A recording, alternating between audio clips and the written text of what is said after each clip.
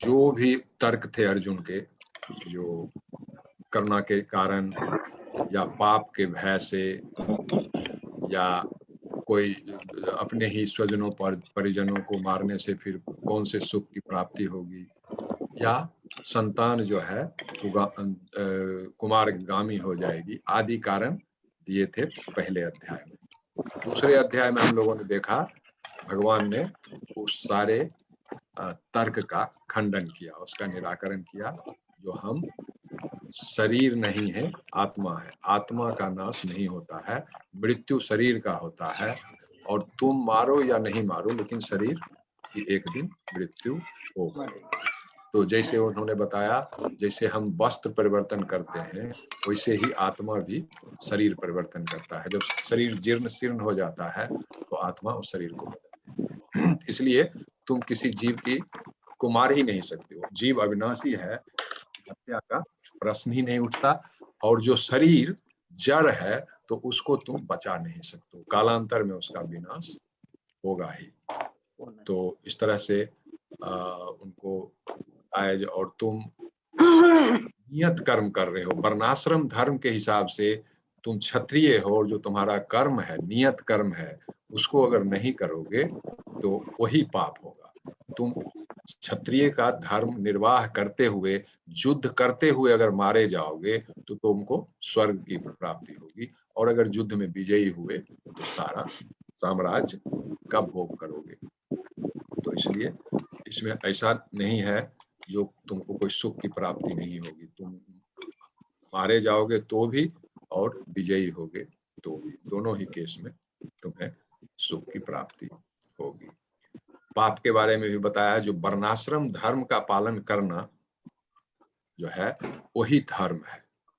वर्णाश्रम धर्म का अगर हम पालन करते हैं, जैसे क्षत्रिय युद्ध क्षेत्र में अगर किसी को मारता है तो उससे उसको पाप कर्म नहीं होता, लेकिन वही एक ब्राह्मण, एक वैश्य अगर किसी को मारे तो उसको पाप का फल भोगना पड़ेगा। ठीक है। फिर बताया जो संतान जो है देख कर सीखते हैं, जो उसके पूर्वज क्या कर रहे हैं, वो वेदों को पढ़ के नहीं सीखते हैं। तो तुम जैसा करोगे उसी के हिसाब से तुम्हारी संतति भी सीखेगी। ठीक है। तो इस तरह से उन्होंने अर्जुन के सारे तर्कों का खंडन किया। अब हम लोग चलते हैं तीसरे अध्याय में।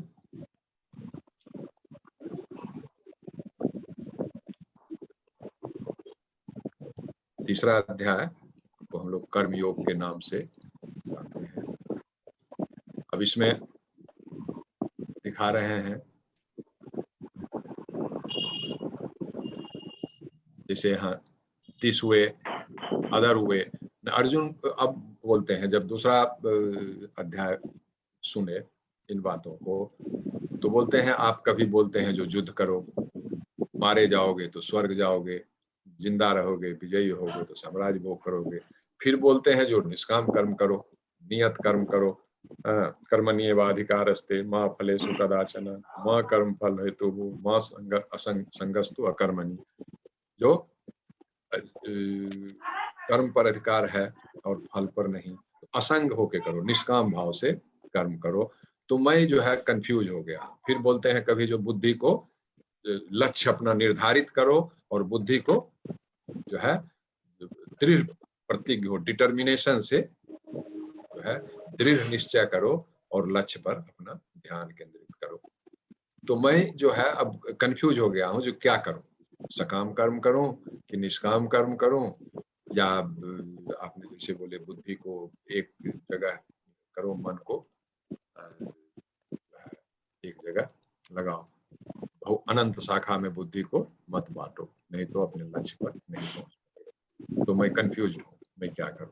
ये हम लोगों का भी अब गीता में जैसे हम लोग देखेंगे बहुत सारी चीजें आएंगी, कभी बोलते हैं ध्यान करो, कभी बोलते हैं योग करो, कभी बोलते हैं ज्ञान मार्ग का अवलंबन करो, कभी बोलते हैं भक्ति मार्ग करो। तो क्या करें, तो ये कंफ्यूजन स्वाभाविक है। तो फिर अर्जुन ने वही पूछा, आप हमको ठीक ठीक बताइए क्या करना है। 28 श्लोक में आता है, भगवान बोलते हैं, कर्मेंद्रियाणि संयम्य या आस्ते मनसा स्मरन् इंद्रियार्थ इंद्रियार्थान विमूढ़ात्मा मिथ्याचार स उच्यते। जो कर्मेंद्रियों को वश में तो करता है, किंतु जिसका मन इंद्रिय विषयों का चिंतन करता रहता है, वह निश्चित रूप से स्वयं को धोखा देता है और मिथ्याचारी कहलाता है। तब भगवान बोल रहे हैं, जो कर्मेंद्रियों को वश में करके, लेकिन अगर मन वश में नहीं होगा तो फिर वो मिथ्याचार है। जैसे अब ये यहाँ दिखा रहे हैं, जो ये देखने में तो लगते हैं जैसे सन्यासी का वेशभूषा है, लेकिन मन इनका नियंत्रित नहीं है, मन इंद्रिय विषयों में संलग्न है।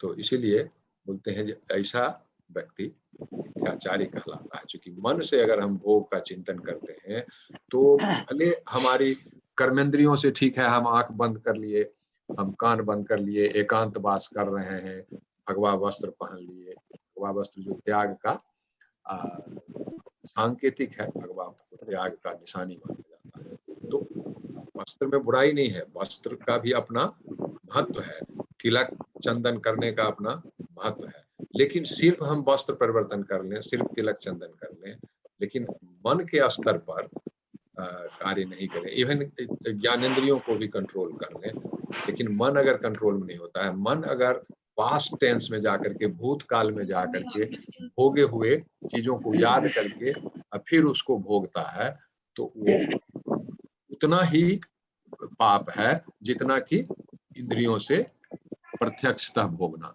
जैसे आप कोई स्वादिष्ट खाना खाते हैं या कोई स्वादिष्ट खाना के बारे में सोच करके उसका आनंद लेते हैं, तो दोनों सेम है, कर्म के हिसाब से बराबर है। अब यहाँ आप लोग बहुत लोग जानते होंगे जर भरत की कहानी। भरत महाराज ये बहुत बड़े ऋषि थे, ऑलमोस्ट समझिए मुक्त अवस्था में थे, और ये अपने आश्रम में रहते थे, और इनके आश्रम में एक हिरण का बच्चा, हिरनी जो है, एक बच्चा को जन्म के और हिरनी की मृत्यु हो गई।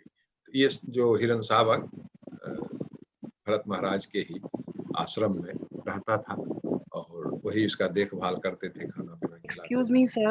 Your voice is not clear. Voice not clear? Excuse me, sir. Your voice is not Yeah. clear. What I think it's your network issue because sir, your voice is already clear. Okay. और किन्हीं को नहीं सुनाई दे रहा है? Yes, sir. Your voice is not clear. Yes, sir. Your voice is clear, हमारी Prabhuji. Clear है sir, हमारी क्लियर है, बिल्कुल क्लियर है sir, Voice is clear. But हमारी नहीं हमारी है बिल्कुल सर. क्लियर है। क्लियर है, नेट हाँ। प्रॉब्लम होगा। आ रही है आवाज। क्लियर, हाँ आ रही है, बिल्कुल आ रही है। चलिए अब ठीक है। तो ये जो जर भरत की कहानी है, जो जर भरत, हाँ, जर भरत इस हिरण शावक से इनको इतना प्रेम हो जाता है, आसक्ति हो जाती है, और जब उसी समय भरत महाराज की मृत्यु हो जाती है। और भरत महाराज जब मृत्यु होती है, वो ऋषि हैं, सन्यासी हैं, सब कुछ छोड़े हुए हैं, ज्ञान की पराकाष्ठा पर पहुंचे हुए हैं, लेकिन मृत्यु के समय उनके दिमाग में आया, जो अब ये हिरण शावक का कौन ध्यान रखेगा, चूंकि वो उनके आश्रम में रहते रहते उनसे उनको आसक्ति हो गई। और अगला जन्म जो है भरत महाराज का कहाँ हुआ? हिरण में हुआ। वो हिरण के योनि में पैदा हुए।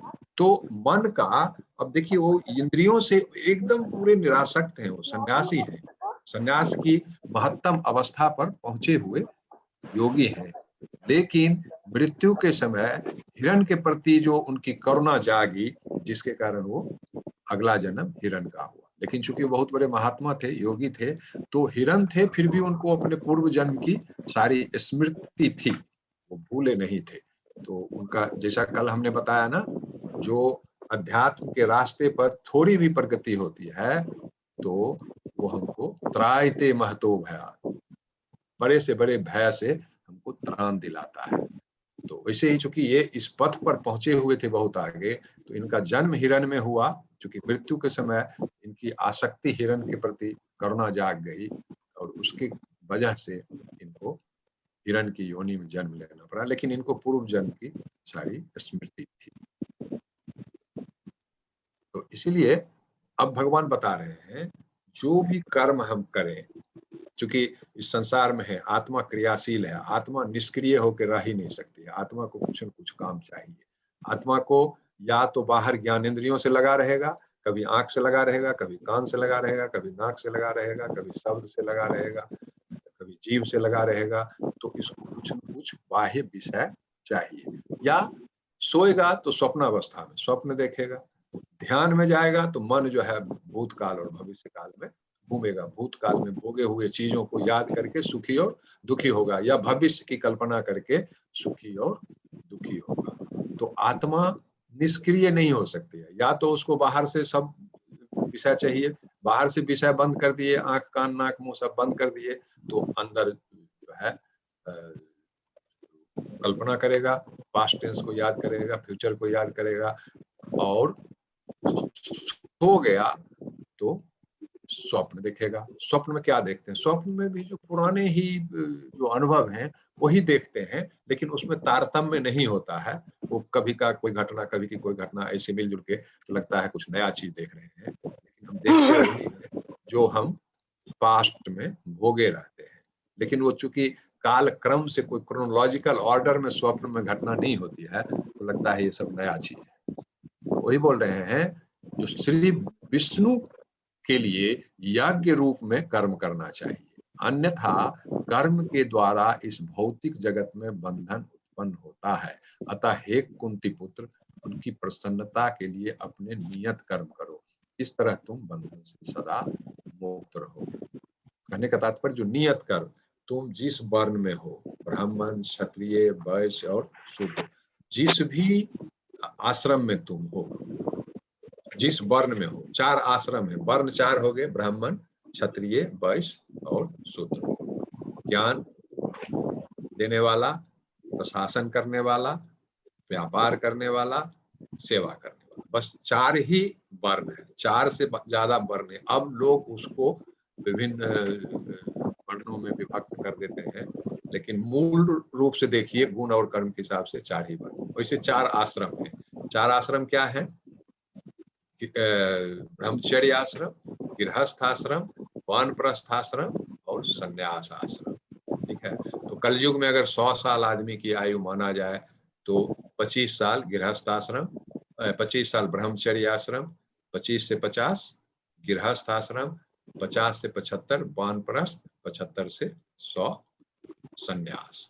ब्रह्मचर्य आश्रम मतलब गुरुकुल में जा करके ब्रह्मचर्य का पालन करते हुए ज्ञान अर्जित करना, हर तरह के ज्ञान, वेदों का ज्ञान भी, आध्यात्मिक ज्ञान भी, भौतिक ज्ञान भी, धनुर्वेद का ज्ञान भी, आयुर्वेद का ज्ञान भी, स्थापत्य वेद, सिविल इंजीनियरिंग भी, ज्योतिर्वेद, ज्योतिष का ज्ञान भी, तो भौतिक ज्ञान भी और साथ साथ आध्यात्मिक ज्ञान भी गुरुकुल में जाके। ठीक है, गृहस्थ आश्रम 25 से 50 साल। गृहस्थ आश्रम मतलब अपना शादी करना, बच्चे पैदा करना, परिवार चलाना और कामनाओं की पूर्ति करना। जैसा आपने सुना होगा ना, 4 पुरुषार्थ होते हैं। 4 पुरुषार्थ क्या क्या होते हैं? प्लीज सब लोग म्यूट कर दीजिए, म्यूट कर दीजिए, बहुत आवाज आ रही है साइड से।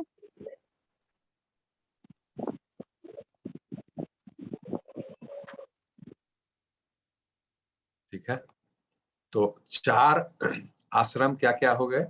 ब्रह्मचर्य, गृहस्थ, वानप्रस्थ और संन्यास। 25-25 साल का। तो 25 साल तक आदमी को ज्ञान अर्जन करना चाहिए ब्रह्मचर्य का पालन करते हुए। 25 से 50 या 26 से 50 तक अपनी कामनाओं की पूर्ति करनी चाहिए। फिर 50 साल से 75 साल वानप्रस्थ। वानप्रस्थ मतलब वन में चले जाना चाहिए, परिवार को छोड़ करके, समाज को छोड़ करके, और आध्यात्मिक ज्ञान, जैसे आश्रमों में जाकर के, जंगलों में जाकर के जहाँ ऋषि मुनि हैं, उनसे आध्यात्मिक ज्ञान ग्रहण करना चाहिए।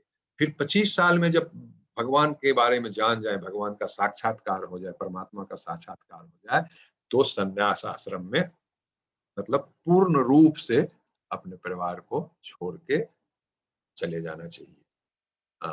तो फिर अपना और पराया कोई सन्यासी के लिए नहीं होता है। लेकिन हम लोग क्या है, हम लोग को गलतफहमी होती है, जो लोग घर छोड़ करके जंगलों में चले जाते हैं, आश्रम में चले जाते हैं, तो बोलते हैं सन्यासी हो गए। नहीं, सन्यासी को समाज में रहना है, सन्यासी को जंगल में नहीं रहना है। जंगल में जो रहते हैं वो सन्यास के पूर्व की अवस्था है, क्योंकि आध्यात्मिक ज्ञान प्राप्त करने के लिए, एकांत सेवन करने के लिए और जो आकर्षण है समाज में, भोग के आकर्षण है, तो जंगल में और एकांत में आश्रमों में रहने से उस तरह का डाइवर्सन्स नहीं होता है, तो ध्यान ज्यादा लगेगा। तो इसलिए बोला जाता है जो वानप्रस्थी, मतलब घर को छोड़ करके जंगल में चले गए और मेटाफिजिकल नॉलेज, अप्राकृत नॉलेज, आध्यात्मिक ज्ञान का जो है अर्जन करते हैं वानप्रस्थ में। इसलिए वो सन्यासी नहीं है, जिसको हम सब बोलते हैं जो सन्यास ले लिया, नहीं। जब वानप्रस्थ पूरा हो जाता है, जब परमात्मा का साक्षात्कार हो जाए, ब्रह्म का साक्षात्कार हो जाए, भगवान का साक्षात्कार हो जाए, तो फिर समाज में लौट के आना है। लेकिन जब वानप्रस्थी संन्यास आश्रम में प्रवेश करके लौटेगा, तो फिर वो अपने घर में नहीं रहेगा। वो उसके लिए फिर वसुधैव कुटुंबकम, उसके लिए वसुधैव कुटुंबकम नॉट ओनली पीपुल, माने पशु पक्षी पेड़ पौधे कीड़े मकोड़े सब उनके लिए, देवता सभी उनके लिए एक ही हैं, सब भगवान के अंश हैं। ममैवांशो जीव लोग, जीव भूता सनातना, भगवान ने बोला 15वें अध्याय में है, जो सभी जीव जो है हमारे ही अंश हैं। तो फिर उसके लिए कोई अपना और पराया नहीं है सब। तो इसलिए कभी आज सन्यासी जो है वो कभी इस घर में रहेगा, कभी वो घर में रहेगा, कभी इस गांव में है, कभी उस गांव में है, और वो ज्ञान वितरण का काम करना है। सन्यासी का काम है सिर्फ ज्ञान वितरण। तो इस तरह से देखें तो गृहस्थ का जो है सबसे महत्वपूर्ण रोल है, क्योंकि गृहस्थ को बाकी तीनों आश्रमों वाले का पालन करना है। ब्रह्मचर्य भी, चूंकि वो भी नहीं कमाता है, वो ज्ञान अर्जन कर रहा है।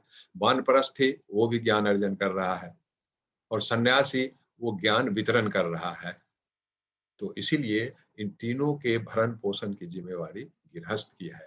तो इसीलिए गृहस्थ आश्रम जो है बहुत ही महत्वपूर्ण आश्रम है। लेकिन गृहस्थ को जो कामना की पूर्ति करने के लिए जो बोला गया है, तो ऐसा नहीं जो वो उच्छृंखल भाव से कामनाओं की पूर्ति करे, असंयमित भाव से नहीं, रेगुलेटेड।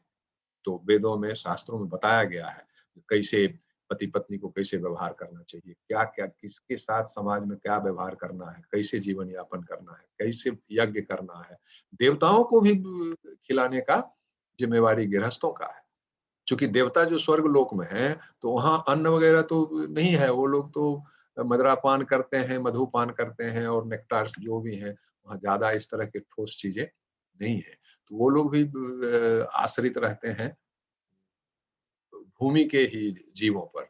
जैसे हम लोग जाते हैं ना, आप देखते होंगे इंडिया से लोग अमेरिका जाते हैं तो अपने अपने जगह का जो चीज है लेके जाते हैं। कोई सत्तू लेके जाता है, कोई पिकल्स लेके जाता है, कोई घी लेके जाता है। चूंकि वो जा तो रहे हैं अमेरिका, वहाँ वहाँ भौतिक सुख ज्यादा है, ज्यादा पैसे हैं, हर तरह की सुविधाएं हैं, तो लोग जाते हैं, यूरोप जाते हैं, अमेरिका जाते हैं, मिडिल ईस्ट आते हैं। लेकिन जो अपना जगह का चीज है वो भर भर के लेके जाते हैं। वैसे ही देवता भी तो जो पुण्य कार्य करके यज्ञ करके देवलोक जाते हैं, स्वर्ग लोक जाते हैं, लेकिन वो भूमि से जुड़े रहते हैं। इसलिए हम लोग आगे देखेंगे जो यहाँ बोल रहे हैं, अतः भगवान विष्णु की प्रसन्नता के लिए कर्म करना चाहिए। तो बोल रहे हैं जो कर्म चूंकि बंधन का कारण है, लेकिन अगर कर्म हम भगवान विष्णु को समर्पित करके करें तो फिर वो कर्म हमको बंधनकारी नहीं होता है। जैसे अब वो आसक्त हो गए तो उनको हिरण की योनि में जाना पड़ा। अगर आसक्ति नहीं हो, अनासक्त होकर कर्म करें, अनासक्त कैसे हुआ जाए, तो अनासक्त होना उतना आसान नहीं है। तो बोलते हैं इसलिए भगवान को अर्पित, भगवान को खुश खुश करने के लिए सारा कर्म किया जाए। इस जगत में किया जाने वाला अन्य कोई कर्म बंधन का कारण होगा, क्योंकि अच्छे तथा बुरे कर्मों के फल होते हैं और कोई भी फल कर्म करने वाले को बांध लेता है। अतः कृष्ण को प्रसन्न करने के लिए कृष्ण भावना भावित होगा, और जब कोई ऐसा कर्म करता है तो वह मुक्त दशा को प्राप्त रहता है। यही महान कर्म कौशल है, और प्रारंभ में इस विधि में अत्यंत कुशल मार्गदर्शन की आवश्यकता होती है। तो ये बोल रहे हैं जो अगर विष्णु के लिए ही सब कर्म हमको करना है, तो पहले तो हमको कृष्ण भावना भावित होना होगा, कृष्ण के भाव में समर्पित होना होगा, कृष्ण के प्रति जो है आसक्ति उत्पन्न करनी होगी, प्रेम उत्पन्न करना होगा, तभी तो उनके लिए कर्म कर पाएंगे, नहीं तो मैकेनिकली करेंगे। तो प्रारंभ में मैकेनिकली ही करना है, क्योंकि एक तुरंत जो है श्रद्धा नहीं उत्पन्न हो जाएगी भगवान के प्रति तुरंत जो है राग नहीं उत्पन्न होगा, तुरंत आसक्ति नहीं उत्पन्न होगी। तो कहने का तात्पर्य है जो आसक्ति हमको भौतिक चीजों से है, उस आसक्ति को भगवान की तरह मोड़ दें। आसक्ति रहेगी लेकिन वो भगवान के लिए होगी। जो भी कर्म करेंगे, सुगंध ही लेना है तो भगवान को फूल अर्पण करेंगे, भगवान के लिए लाएंगे, उसका गंध लेंगे। भोजन ही करना है तो भोजन पहले भगवान को अर्पित करेंगे, फिर हम भोजन करेंगे। तो वो सारे कर्म जो है भगवान चूंकि उसके लक्ष्य हो जाते हैं, तो फिर उनके उस कर्मों का फल हमें नहीं भोगना। फिर बोलते हैं यज्ञों के द्वारा प्रसन्न होकर देवता तुम्हें भी प्रसन्न करेंगे, और इस तरह मनुष्यों तथा देवताओं के मध्य सहयोग से समूह को संपन्नता प्राप्त होगी।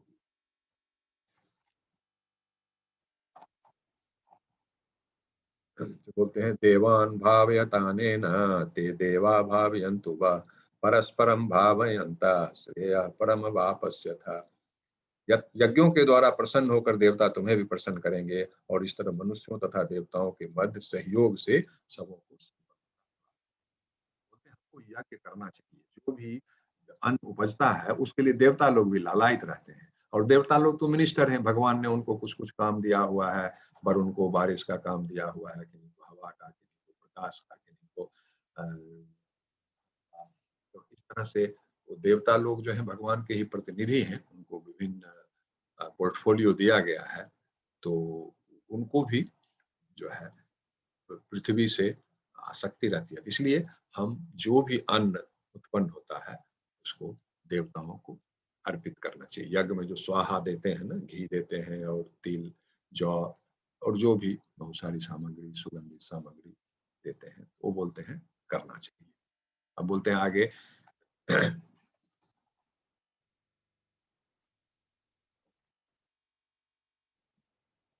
अन्नात् भवन्ति भूतानि पर्जन्यात् अन्न संभवा यज्ञात् भवति पर्जन्यो यज्ञ कर्म समुद्भवा।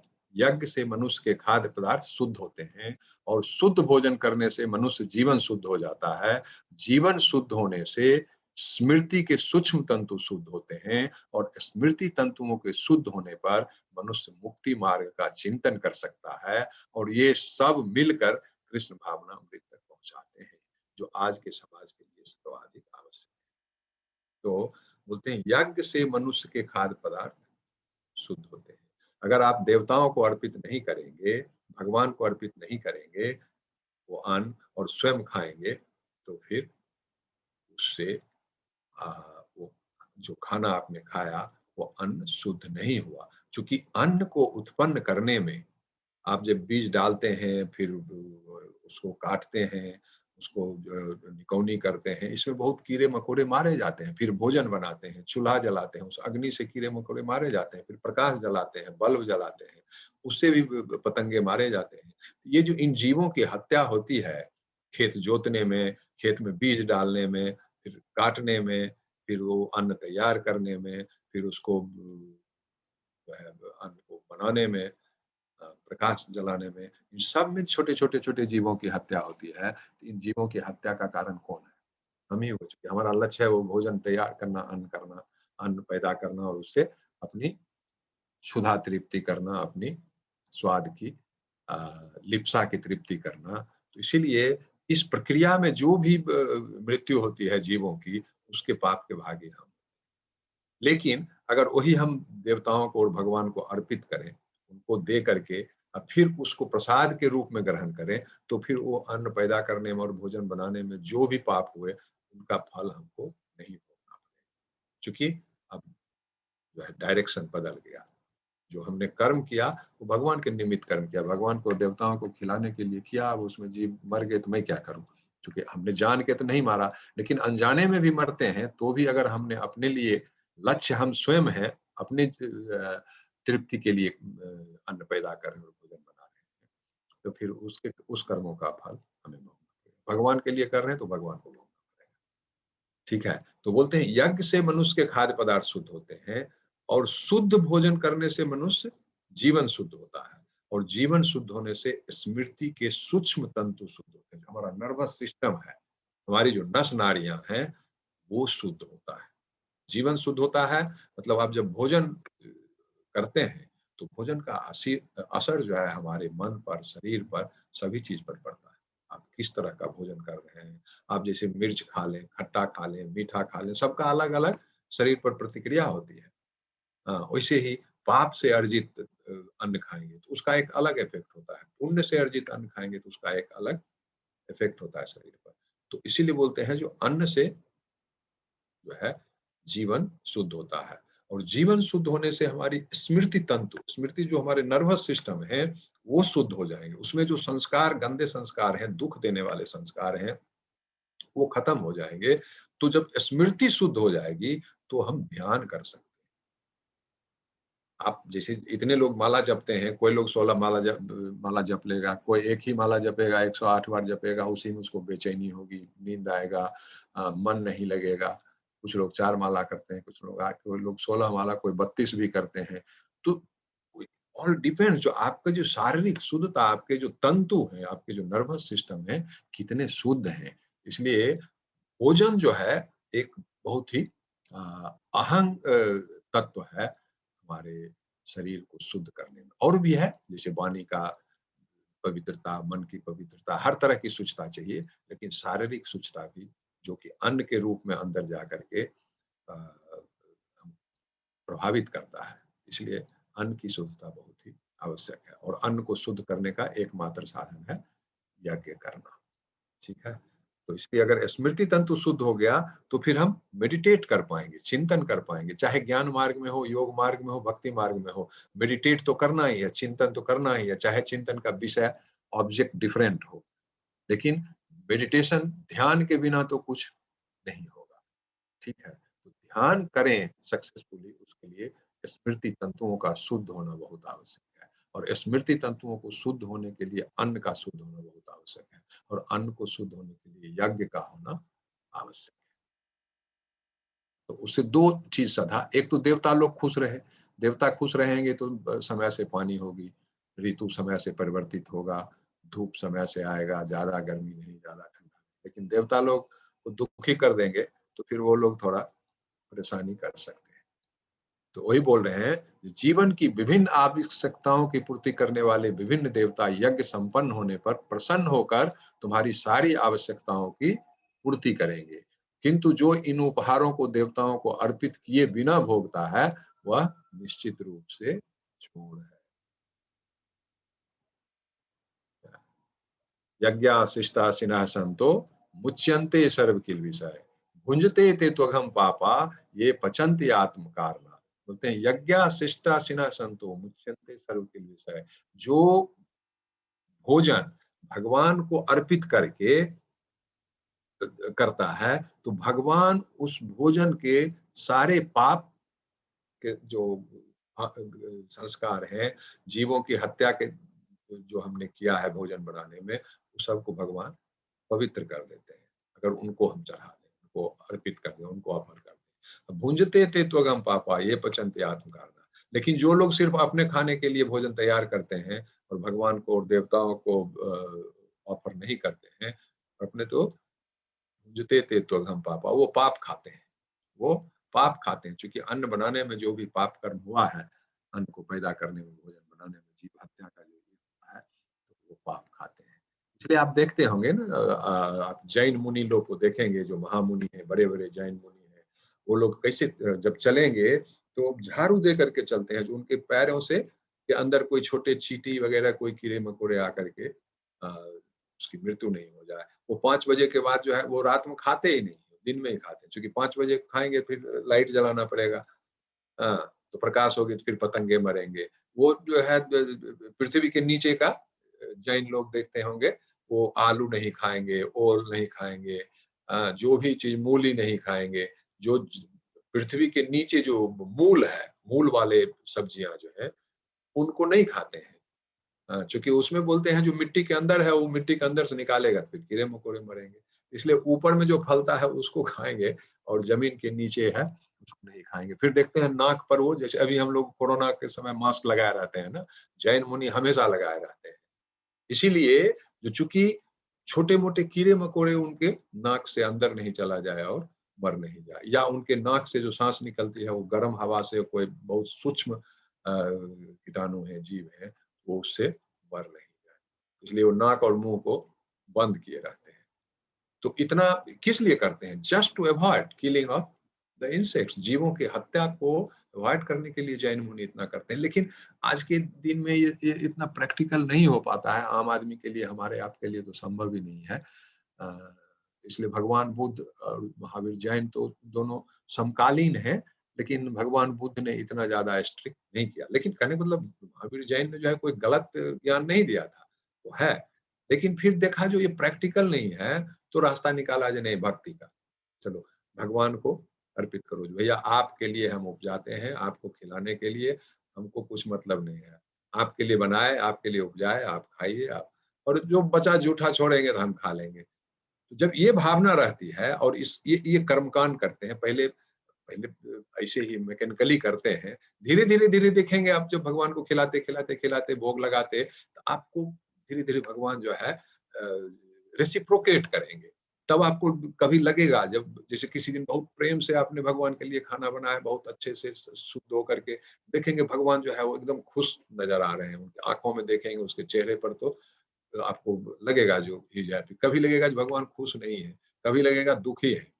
तो इस तरह की जब प्रतिक्रिया होगी तो जीवंतता होगी, तो आपका संबंध जो है बढ़ने लगता है। और कभी कभी जो कुछ भक्त तो इतनी उच्च स्थिति में पहुंचते हैं, जो पूछते हैं जो भाई बोलो आज क्या खाना है। हाँ, तो कभी कभी भगवान स्वप्न में भी बोलते हैं, स्वप्न में बोलते हैं आज ये बनाना है।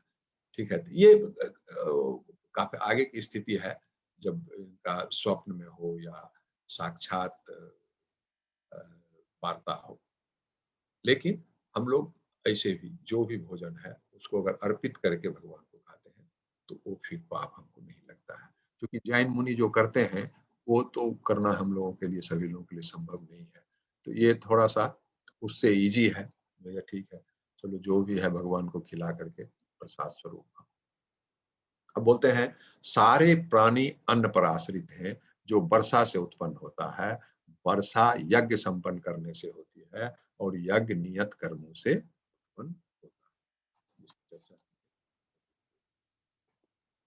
अन्नात् भवन्ति भूतानि पर्जन्यात् अन्न संभवः, यज्ञात् भवति पर्जन्यो यज्ञः कर्म समुद्भवः। ठीक है, तो सारे प्राणी अन्न पर आश्रित हैं जो वर्षा से उत्पन्न होता है। वर्षा यज्ञ संपन्न करने से होती है और यज्ञ नियत कर्मों से उत्पन्न होता है। नियत कर्मों से मतलब जो वर्णाश्रम धर्म का पालन करते हैं तो वही नियत कर्म। जो ब्रह्मचारी का धर्म है वो ब्रह्मचारी करेगा, जो गृहस्थ का है गृहस्थ करेगा, जो वानप्रस्थी का वानप्रस्थी करेगा, जो सन्यास का है सन्यासी करेगा, जो ब्राह्मण का है ब्राह्मण करेगा, जो शूद्र का है शूद्र करेगा, वैश्य क्षत्रिय अपने अपने नियत कर्मों को हिसाब से कर्म करेगा, तो उसको भी यज्ञ बोलते हैं। परमेश्वर जो यज्ञ पुरुष अथवा समस्त यज्ञों के भोक्ता कहलाते हैं, सभी देवताओं के स्वामी हैं, और जिस प्रकार शरीर के अंग पूरे शरीर की सेवा करते हैं, उसी तरह सारे देवता उनकी सेवा करते हैं। इंद्र चंद्र तथा वरुण जैसे देवता भगवान द्वारा नियुक्त अधिकारी हैं, जो सांसारिक कार्यों की देखरेख करते हैं। सारे वेद इन देवताओं को प्रसन्न करने के लिए यज्ञों का निर्देश करते हैं, जिससे वे अन्न उत्पादन के लिए प्रचुर वायु प्रकाश तथा जल प्रदान करें। जब कृष्ण की पूजा की जाती है तो उनके अंगत स्वरूप देवताओं की भी स्वतः पूजा हो जाती है। अतः देवताओं की अलग से पूजा करने की आवश्यकता नहीं होती। इसी हेतु कृष्ण भावना भावित भगवत भक्त सर्वप्रथम कृष्ण को भोजन अर्पित करते हैं और तब खाते हैं। यह ऐसी विधि है जिससे शरीर का आध्यात्मिक पोषण होता है। अब हमारे वेदों में विभिन्न देवताओं को भी आहुति देने की, हवि देने की, यज्ञ की व्यवस्था है, विभिन्न विधान है। लेकिन अब आप किसी देवता के लिए को आहुति देते हैं, यज्ञ में उनको हवि प्रदान करते हैं, तो वो देवता खुश होंगे। तो देवता का अपना पोर्टफोलियो है, अपने पोर्टफोलियो के हिसाब से आपको फल प्रदान। इसीलिए भक्त बोलते हैं जो नहीं, यज्ञ जो है किसके लिए करें? विष्णु के लिए करें, कृष्ण के लिए करें। इसलिए आप देखेंगे किसी भी यज्ञ में सबसे पहले हम लोग विष्णु का, भगवान विष्णु का आवाहन करते हैं। ठीक है, तो विष्णु को देने से बोलते हैं, जैसे अगर कोई पेड़ है, पेड़ के जड़ में अगर आप जल दें तो वो पेड़ के जो पत्ते हैं, टहनियां हैं, फल फूल हैं, सारे प्राणवान रहेंगे, जीवंत रहेंगे। लेकिन आप स्प्रे करें, पत्ते पर पानी दें, फलों पर पानी दें, फिर टहनी पर पानी दें, तो उससे क्या होगा? उससे बहुत फायदा नहीं होगा पेड़ को। थोड़ा फायदा हो सकता है, पत्ता थोड़ा साफ हो जाए, थोड़ा पानी नीचे आ जाए, लेकिन लेकिन अगर जड़ में आप देंगे तो फिर आपको डंठल और टहनी और फूल फल की खुशी की चिंता नहीं करनी। वही बोलते हैं अगर हम भगवान को भोजन कराएं, उनको भोग अर्पित करें, तो फिर हमको देवताओं की चिंता नहीं करनी चाहिए। भगवान अगर संतुष्ट हो गए तो सारे देवता चूंकि उन्हीं की सेवा में लगे रहते हैं, सारे देवता उनको प्रसन्न करने के लिए लगे रहते हैं, तो देवताओं को स्वयं प्रसाद मिल जाएगा। आपने भगवान को भोग लगाया तो देवताओं को भी मिलेगा। ठीक है, इसलिए बोलते हैं कि अगर यज्ञ अर्पित करना है तो कृष्ण को करो, विष्णु तत्व को करो। हाँ, जैसे एक आप लोग जानते हैं ना, जो एक बार ये सारे अंगों ने हड़ताल कर दिया। कहानी बचपन में स्कूल में हम लोग पढ़ते थे। जो पेट को लगा तो अंगों को लगा मैं कमाता हूँ, मैं मेहनत करता हूँ, पैर मेहनत करता है, हाथ मेहनत करता है, मुंह मेहनत करता है, खाना बनाते हैं, दांत से चबाते हैं, खा जाता है सब पेट। पेट करता कुछ नहीं है, काम हाथ पाँव नाक कान आँख सारे कर्मेंद्रियां जो है, मुंह दांत जीभ करता है और खाता है पेट। तो सारे अंगों ने हड़ताल कर दी कि नहीं हम लोग नहीं करेंगे। ये बैठे बैठे खाता है पेट, सारा दिन हम लोग काम करें। तो क्या हो गया, एक दिन दो दिन में धीरे धीरे शरीर कमजोर होने लगा, निष्प्राण होने लगा, उसका मूवमेंट खत्म हो गया, फिर मरने की स्थिति आ गई। तब फिर किसी ने समझाया ऐसा नहीं है, तुम लोग जो पेट को देते हो तो पेट क्या करता है, पेट उसको पचा करके और फिर उसका रस जो है, उसका जूस तुम लोगों को देता है और उसी से तुम लोगों को शक्ति मिलती है, उसी से वाइटलिटी आती है, उसी से आनंद आता है। पेट जो है अपने लिए नहीं करते, रख लेता है सब। तो फिर अंगों को ये समझ में आया, तो अंगों की हड़ताल समाप्त हुई। तो कहने का तात्पर्य है जो भगवान को भी वैसे ही अगर भगवान को हम ये करते हैं तो फिर जितने भी भगवान के नीचे सारी सृष्टि तो भगवान की बनाए हुए है, उन्हीं के कंट्रोल में है, तो सारे स्वयं तृप्त हो जाते हैं। उनको फिर अलग से किसी देवता की के लिए यज्ञ, अलग से कोई मंत्र, अलग से स्वाहा, अलग से कोई उच्चारण मंत्रों का ये नहीं करना है। अब यहाँ दिखा रहे हैं ये भगवान है, भगवान कृष्ण है, ये ब्रह्मा है। ब्रह्मा के थ्रू वेद दिया उन्होंने, ब्रह्मा को वेद का ज्ञान दिया, जैसे बताया ना, लक्ष्मी जी को भी दिया, शिव जी को दिया, कुमार को दिया। तो इसलिए हम बोलते हैं जो वेद, ब्रह्मा के हाथ में जो है 4 हाथ हैं ब्रह्मा के, या 8 हाथ हैं, 4 मुंह है तो 8 हाथ होंगे, जो भी है उनके हाथों में वेद है।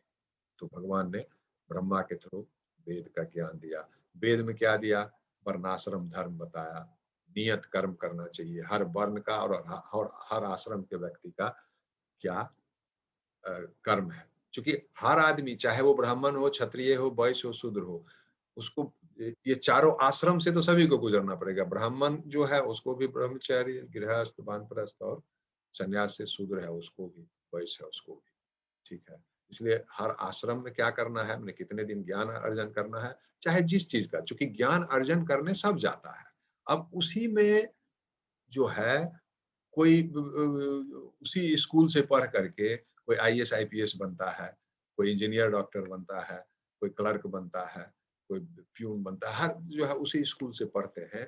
तो वही वर्ण हुआ। जब स्कूल में जाते हैं, जब गुरुकुल में जाते हैं, फिर जब वहां उनको शिक्षा दी जाती है और जब परिपक्व हो जाते हैं, तब उनको डिसाइड करता है हाँ तुम ब्राह्मण हुआ, तुम क्षत्रिय हुआ, टेस्ट होता है। उसके बाद उनको तगमा दिया जाता है, तुम ब्राह्मण हुआ, तुम क्षत्रिय हुआ, तुम वैश्य हुआ, उनकी काबिलियत के हिसाब से। अब फिर वो जीवन में जाकर के ऐसा नहीं है जो कोई वैश्य है तो वैश्य ही रह जाएगा। धीरे धीरे धीरे धीरे धीरे उसके ज्ञान बढ़ेगा, अनुभूति बढ़ेगी, अनुभव बढ़ेगा और अध्ययन करेगा, तो वो हो सकता है एलिवेट हो जाए, अस्त्र शस्त्र सीखेगा, कोचिंग करेगा जैसे ना, तो फिर वो अपनी कैपेबिलिटी बढ़ा करके he can be elevated to क्षत्रिय। क्षत्रिय जो है वो ध्यान पूजन करके अपना जो प्रशासन का भी काम करता है, लेकिन उसी में अपना ज्ञान अर्जन भी करता है, ध्यान भी करता है, तो वो फिर ब्राह्मण के लेवल में अपग्रेड हो जाएगा। इसलिए वर्ण भी जो है वो चूंकि गुण और कर्म के आधार पर है, और उन गुण को विकसित करके और वो कर्म करके हम अपने वर्ण को चेंज कर सकते हैं, बट आश्रम को चेंज नहीं किया जा सकता। तो ब्राह्मण हो, क्षत्रिय हो, जो भी हो, गृहस्थ आश्रम में उसको 25 साल रहना, वानप्रस्थ में 25 साल, संन्यास में फिर आ जाना। फिर जितना दिन जीवन है वो वसुधैव कुटुंबकम, पूरा सबका सेवा करेगा। ज्ञान यहाँ, क्योंकि सन्यासियों को ऐसे भी एक घर में, एक गांव में ज्यादा दिन रुकने की मनाही रहती है। एक जगह ज्यादा दिन रुकने से फिर आसक्ति नहीं हो जाए, ऐसा होना नहीं चाहिए, क्योंकि जो परिपक्व होकर के संन्यास अवस्था में है। तो वही बोल रहे हैं, जो वेदों से पता चलता है जो हमारा नियत कर्म क्या है। नियत कर्म मतलब हम किस वर्ण में है और किस आश्रम में है, उसी के हिसाब से हमारा नियत कर्म होता है। और नियत कर्म करने जो है करते हैं तो वही यज्ञ हुआ। और यज्ञ से बारिश होती है, बारिश से अन्न होता है, और फिर अन्न से सारे जीव का पालन होता है।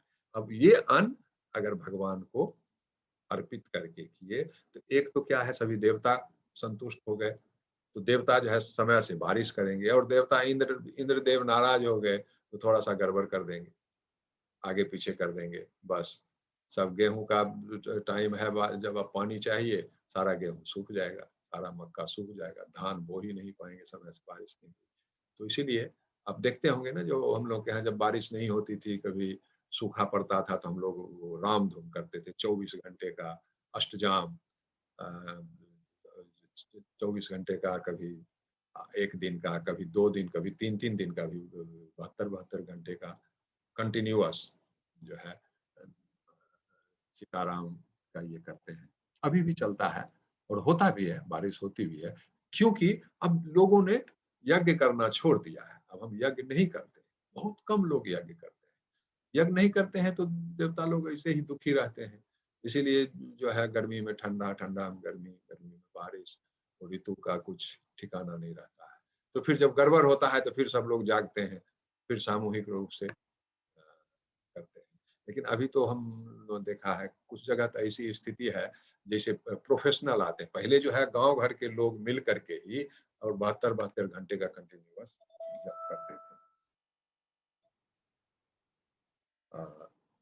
अभी क्या है, जो कुछ प्रोफेशनल या वो जो रामधूम करते हैं ना, जप करने वाले, वो ढोल झाल लेकर के ग्रुप में आएंगे, वो कुछ पैसा लेते हैं, उनको पैसा दीजिए तो 4 घंटे 5 घंटे 6 घंटे स्टेमिना होती है, सब बैठ के फिर लेकिन आएंगे तो वो गांजा पिएंगे और कुछ कुछ नशा करेंगे। तो इस तरह का फिर ये हो जाने से उसका प्रभाव पॉजिटिव नहीं होता है। लेकिन जब लोग आम आदमी मिल करके शुद्ध मन से, शुद्ध शरीर से और पवित्रता से यज्ञ करें तो निश्चित रूप से उसका इफेक्ट होता ही होता है, इसमें कोई संदेह की गुंजाइश नहीं। ठीक है, ये साइकिल को समझ गए, जो यज्ञ का क्या प्रभाव होता है और कैसे होता है। लेकिन अब आज के युग में यज्ञ करना भी जो है संभव नहीं है, क्योंकि यज्ञ के लिए जो ब्रह्मा चाहिए, जो मंत्रों का उच्चारण करेगा, वो चूंकि यज्ञ में और खास करके वैदिक मंत्र जो हैं और जो इस भौतिक प्राप्ति के लिए मंत्र हैं, उन मंत्रों के उच्चारण में अगर वो सही नहीं हुआ तो उससे हानि की भी संभावना रहती है। ठीक है, तो और अब शुद्ध गाय का घी, अब आपको भैंस का घी या और जो है और कुछ कुछ आजकल तो देखते हैं ना, टीवी में दिखाता है, जो मरे हुए जानवरों का भी चर्बी निकाल करके और घी में मिला देता है। तो शुद्धता की तो अब कोई गारंटी नहीं है। अब देवता लोगों को बुला लिए, हाँ, देवी लक्ष्मी यही आगच्छ यही तिष्ठा, कुबेर देव यही आगच्छ यही तिष्ठा, सभी को करते हैं ना हम लोग, पान का पत्ता रख करके और उस पर सुपारी चावल ये रख करके सभी देवताओं को आवाहन करते हैं। हाँ, सभी को फिर उनको जो है देते तिलादि धूप दीप गंध पुष्प ये सब उनको नैवेद्यम अर्पण करते हैं। तो अब अगर उनको बुला करके और वो नकली घी का जो है हबी देंगे, शुद्ध चीज नहीं रहेगा, तो फिर वो लोग प्रसन्न नहीं हो। वो लोग तो ऐसे ही धरती पर आने से कतराते हैं, क्योंकि स्वर्ग लोक जो है, स्वर्ग में इस तरह की गर्मी और ठंडा नहीं होता, समशीतोष्ण होता है, ऑलमोस्ट बसंत टाइप का होता है। इसलिए वहाँ ज्यादा पसीना नहीं चलता है, वो लोग ज्यादा ठोस नहीं खाते हैं, इसलिए उन लोगों को पेशाब पैखाना भी कम होता है, इसलिए वहाँ गंध नहीं होता है। इसलिए पृथ्वी पर आने से उन लोग को बड़ा ये होता है, ऑड फील होता है, नहीं आना चाहते। ठीक है, तो लेकिन अब चूंकि खाने के लालच में आते हैं, उनको चाहिए, जैसे पता है हमने लोग जो अपने जगह की चीजों से कैसे आसक्ति होती है, तो वो लोग भी तो पृथ्वी पर से ही जाते हैं। तो इसीलिए जहाँ यज्ञ करते हैं तो वहाँ पूरी सफाई और पूरा स्नान करके अच्छे कपड़ों में या बिना कपड़े के आए, पूरा गोबर से लीप पोत के साफ करके सुगंध अगरबत्ती परफ्यूम डाल के ये करते हैं, नहीं तो देवता आएंगे ही नहीं। गंदा जगह रहेगा, गंदे लोग रहेंगे तो नहीं आएंगे। तो कहने का मतलब है आज के युग में यज्ञ करना भी बहुत ही मुश्किल है। इसीलिए हम लोग 10वें अध्याय में देखे हैं, भगवान ने बोला है यज्ञ संकीर्तन प्राय यजंती ही सुमेध सह। बोलते हैं कई तरह के यज्ञ हैं, द्रव्य यज्ञ है, ज्ञान यज्ञ है, स्वाध्याय यज्ञ है, सब यज्ञ है। ठीक है, द्रव्य यज्ञ है जो स्वाहा स्वाहा डालते हैं, ज्ञान यज्ञ भी है, ठीक है। वैसे ही स्वाध्याय यज्ञ भी जो स्वाध्याय करते हैं, अपने ऊपर ध्यान करते हैं, तो वो भी एक यज्ञ। प्राणायाम करते हैं, हाँ, प्राणों का अपान में आहुति देते हैं, जब प्राणों को ऊपर खींचते हैं, ऊपर से रोकते हैं, तो प्राणायाम भी जो है वो एक तरह का यज्ञ है। लेकिन बोलते हैं भगवान जो यज्ञों में सबसे मैं कौन सा हूं, ये सबसे जो बुद्धिमान लोग हैं वो संकीर्तन यज्ञ करते हैं। संकीर्तन मतलब भगवान का नाम। तो हरे कृष्णा कृष्णा कृष्णा हरे हरे, हरे राम राम राम हरे हरे। आज से 526-27 साल पहले चैतन्य महाप्रभु, आप लोग सब जानते होंगे, चैतन्य महाप्रभु को जो है उत्तर भारत के सबसे बड़े संतों में माना जाता है। लेकिन ये संत नहीं है, ये स्वयं भगवान कृष्ण है, लेकिन ये भक्त रूप में आए, ये सिखाने के लिए जो भक्ति कैसे की जाती है, तो भक्त के स्वरूप में आए। ठीक है, ये 526-27 साल पहले की बात है। बंगाल में नदिया डिस्ट्रिक्ट में जो है मायापुर करके जगह है, वहाँ थे, वहीं से प्रचार आंदोलन शुरू किया इन्होंने। तो ये जो है, अगर संकीर्तन करना है तो हरि नाम का संकीर्तन करना है, और ये आसान भी है, इसमें कोई मटेरियल की जरूरत नहीं है, कुछ जरूरत नहीं है, बहुत ज्यादा शुद्धता पवित्रता की भी नहीं है। जब भी चाहे, जहां भी चाहे, 10, 20, 50 लोग बैठ के कर सकते हैं। ठीक है, हाँ, ये 10वां अध्याय का जो बता रहे थे, 10वां अध्याय में भगवान के ऐश्वर्य के बारे में है। तो उसमें भगवान बोलते हैं जैसे जितनी भी उत्तम चीज सृष्टि में है वो सब मैं ही हूँ। ठीक है, तो उसी में बोलते हैं जो यज्ञों में मैं जप यज्ञ हूँ, यज्ञानाम जप जप यज्ञ अस्मि। इसीलिए आज के परिप्रेक्ष्य में कलयुग में जो है जप यज्ञ भगवान स्वयं बोले हैं, जो यज्ञों में जप यज्ञ मैं ही हूँ। ठीक है, तो इसीलिए वो सबसे सुविधाजनक है, उसमें कोई हानि भी नहीं है। तो इसीलिए हम लोगों को जिनको जीवन को सुखी करना है और आगे आध्यात्मिक स्तर पर जाना है, तो जप यज्ञ करना चाहिए। जप यज्ञ में भी हरे कृष्ण कृष्ण कृष्ण हरे हरे, हरे राम राम राम हरे हरे, इसको महामंत्र बोला जाता है। ठीक है, अब वेद में है हरे राम राम राम हरे हरे, हरे कृष्ण कृष्ण कृष्ण हरे हरे।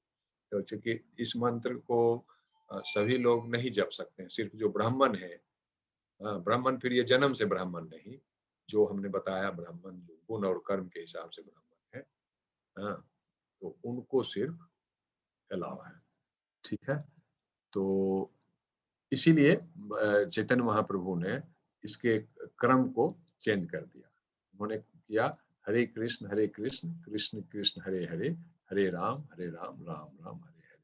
बोले चलो, अब जो कुछ लोग आपत्ति करते थे, कुछ ब्राह्मण लोग जो ब्राह्मण नहीं है वो कैसे जप करेंगे, तो चैतन्य महाप्रभु ने बोला ठीक है, चलो तुम्हारा वेद का मंत्र नहीं है, उन्होंने उल्टा कर दिया।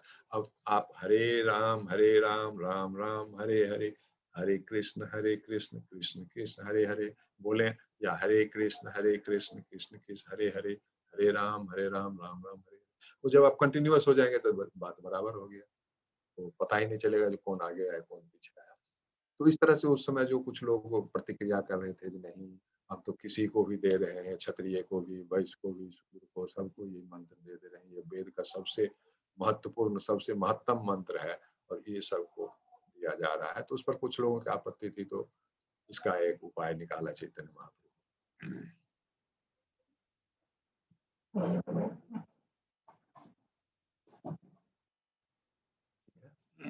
तो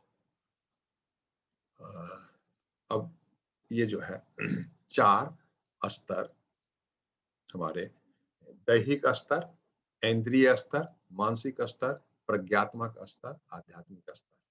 ये हमारे शरीर को, कुछ लोग आप जानते होंगे ना, शरीर को विभिन्न भागों में बांटा जाता है। इसको कुछ लोग बोलते हैं दैहिक स्तर है, उसको बोलते हैं अन्नमय कोश। हाँ, इंद्रिय का स्तर है, उसको बोलते हैं प्राणमय कोश। इसको बोलते हैं मनोमय कोश, इसको विज्ञानमय कोश, इसको आनंदमय कोश। ये 5 शरीर हमारे। ग्रॉस बॉडी, फिजिकल बॉडी, इसको बोलते हैं वाइटल बॉडी, क्योंकि जहाँ प्राणों का संचार होता है। इसको बोलते हैं मेंटल बॉडी, और इसको बोलते हैं इंटेलेक्चुअल बॉडी, स्पिरिचुअल बॉडी। ठीक है। और कोई बोलते हैं स्थूल शरीर, सूक्ष्म शरीर, कारण शरीर, महाकारण शरीर। तो स्थूल शरीर में आ गया ये दैहिक और इंद्रिय का स्तर दोनों आ गया। सूक्ष्म शरीर में मन और बुद्धि आ गया। कारण में आत्मा आ गई, महाकारण में परमात्मा आ गई।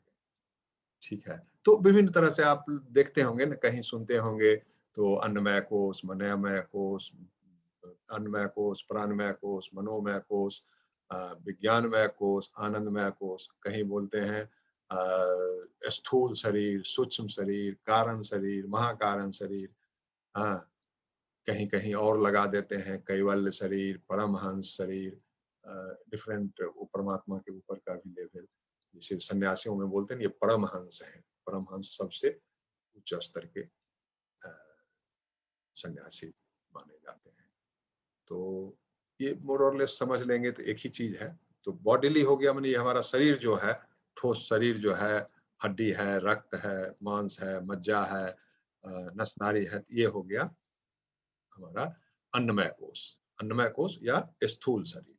उसके बाद जो प्राण है शरीर के अंदर, आप देखिए पूरा शरीर है, लेकिन आप अगर भोजन नहीं करें, आप जलपान नहीं करें, आप धूप में नहीं जाएं, तो आप निष्प्राण हो जाते हैं। निष्प्राण मतलब कहाँ प्राण नहीं है।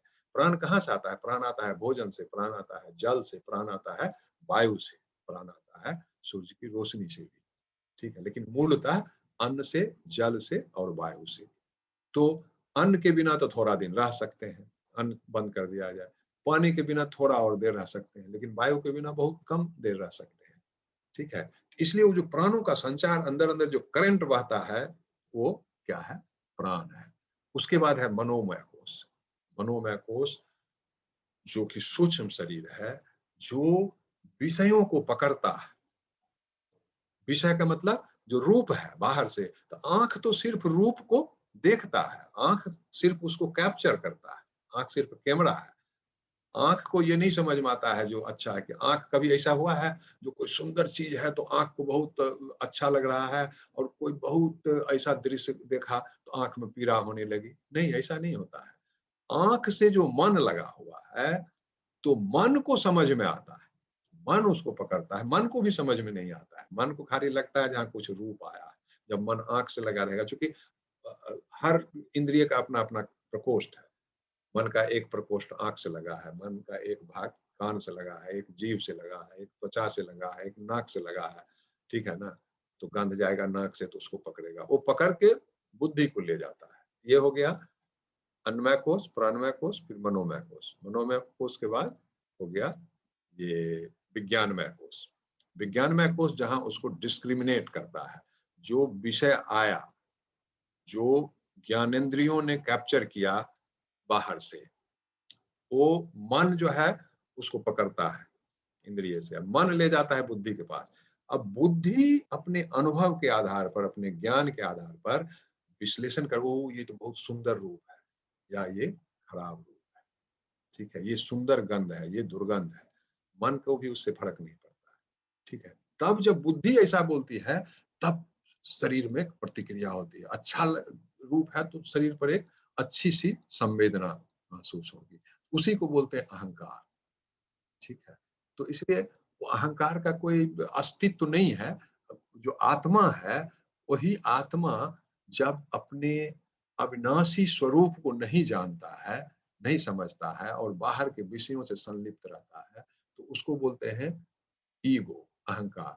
वही जब आत्म साक्षात्कार हो जाता है तो ईगो या कोई अस्तित्व नहीं। वस्तुतः अहंकार करके हम मन बुद्धि अहंकार जो बोलते हैं, अहंकार करके कोई चीज है नहीं, है मन और बुद्धि, उसके बाद आत्मा है।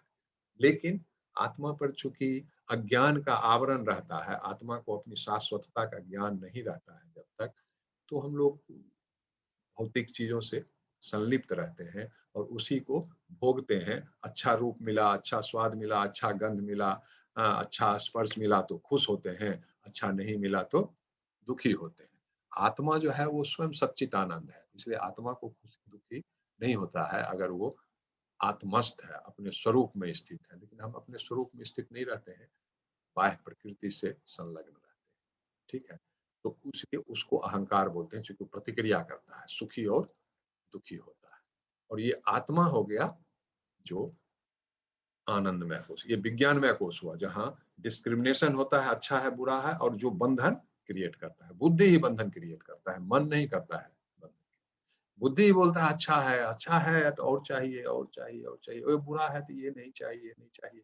इसी को बोलते हैं आसक्ति और द्वेष, राग और द्वेष। और चाहिए तो राग हो गया। ये नहीं चाहिए, ये नहीं चाहिए, ये बीमारी नहीं चाहिए, गरीबी नहीं चाहिए, भूखमरी नहीं चाहिए, गर्मी नहीं चाहिए, नहीं चाहिए नहीं चाहिए। जहां भी नहीं चाहिए मतलब घृणा, और चाहिए तो मतलब आसक्ति। ठीक है, यही दो तरह के बंधन होते हैं, और कोई बंधन नहीं होता, दो ही बंधन है। आप जितने भी विषयों को देख लें, जितनी भी क्रिया है, जितने भी अच्छे बुरे हैं, लेकिन उसका फल फाइनल दो ही स्टेज है। अच्छा लगा तो चाहिए, बुरा लगा तो नहीं चाहिए।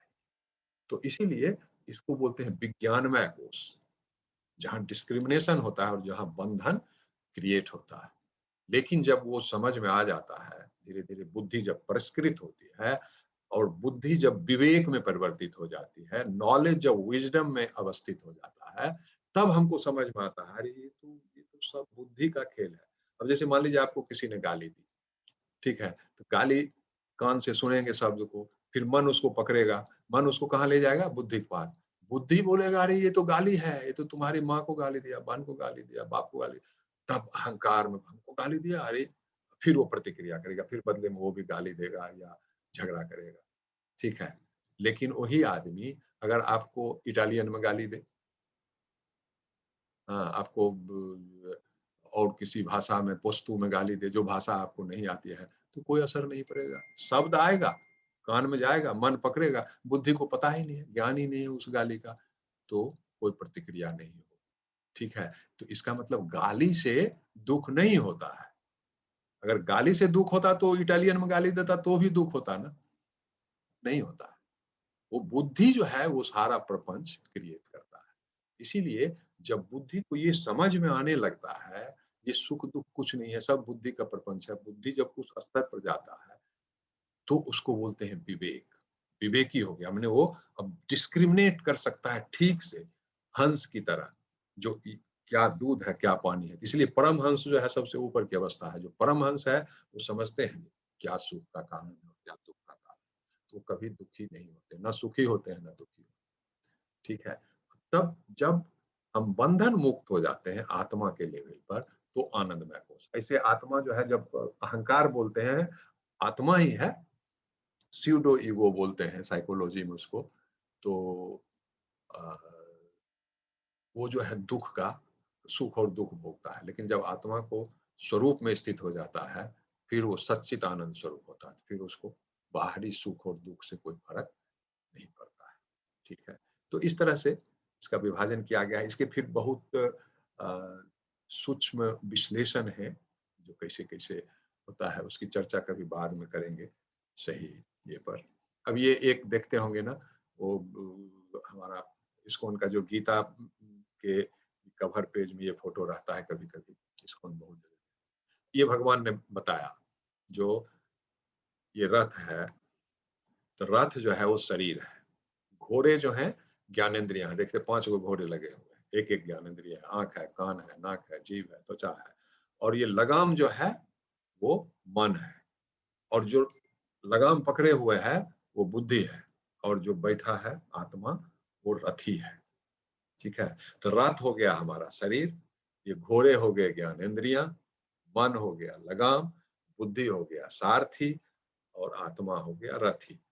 अब देखिए रथ ही तो शरीर में बैठा हुआ है, आत्मा रथ पर बैठा हुआ, अब उसके हाथ में कुछ नहीं है, ये घोड़ा जिधर ले जाएगा उधर जाएगा ये रथ। लेकिन लगाम को अगर टाइट कर दिया या लगाम को दाएं बाएं से किया तो घोड़ा को घूमना पड़ेगा। मतलब जो मन अगर चाहे तो ज्ञानेंद्रियों को कंट्रोल कर सकता है, लेकिन मन में अगर मन कमजोर है तो फिर ज्ञानेंद्रिय जिधर बोलेगा शाम हुआ नहीं, बस दारू पीने का समय हो गया, शरीर में कंपन होने लगा, वाइब्रेशन होने लगा, अब उठा चल दिया, पैसा उठाया, पर्स उठाया, नहीं है तो बीवी का लेकर के, नहीं बीवी के पास पैसा नहीं है तो उसके गहने जेवर लेके कुछ भी लेकर के चला जाता है। क्यों चला जाता है?